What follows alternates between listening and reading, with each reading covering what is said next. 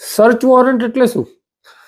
Search warrant એટલે એ છે કે સર્ચ વોરંટની અંદર પોલીસ કોઈ પણ વ્યક્તિનો કબજો મેળવવા માટે, કોઈ પણ જાતના દસ્તાવેજો મેળવવા માટે કોર્ટમાંથી સર્ચ વોરંટ કઢાવી શકે છે.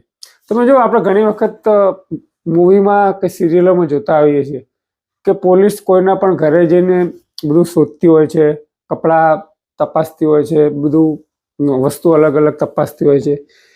તો કોઈ પણ પોલીસ કોઈ પણના ઘરમાં ગેરકાયદેસર રીતે પ્રવેશ કરીને આ રીતે તપાસ ના કરી શકે, એના માટે પોલીસે સર્ચ વોરંટ કઢાવવું જરૂરી છે. આવું સર્ચ વોરંટ કોણ આપે?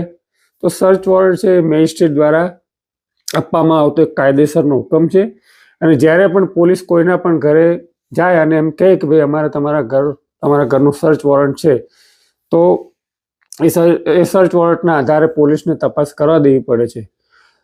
કયા કયા સંજોગોમાં આવું સર્ચ વોરંટ નીકળી શકે? કે તમને એવું લાગે કે કોઈ વ્યક્તિને કોઈ જગ્યાએ ગોંધી રાખી છે, તમને એવું લાગે કે આ ઘરની અંદર તમારા દસ્તાવેજો પડ્યા છે, તમને એવું લાગે કે આ જગ્યાએથી અમારા જે ગુનામાં જે વાપરવામાં આવતો મુદ્દામાલ પડ્યો છે, તો આ બધા માટે પોલીસ છે મેજિસ્ટ્રેટ રૂબરૂ જઈને સર્ચ વોરંટનો હુકમ કરી શકે છે.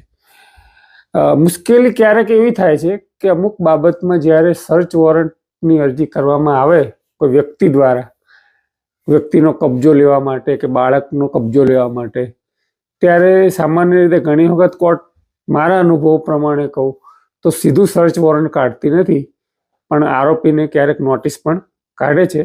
અને અમુક કિસ્સાઓમાં આ પ્રમાણે નોટિસ કાઢે ત્યારે બંને પક્ષો હાજર થઈને ક્યારેક સુખદ અંત પણ આવતો હોય છે.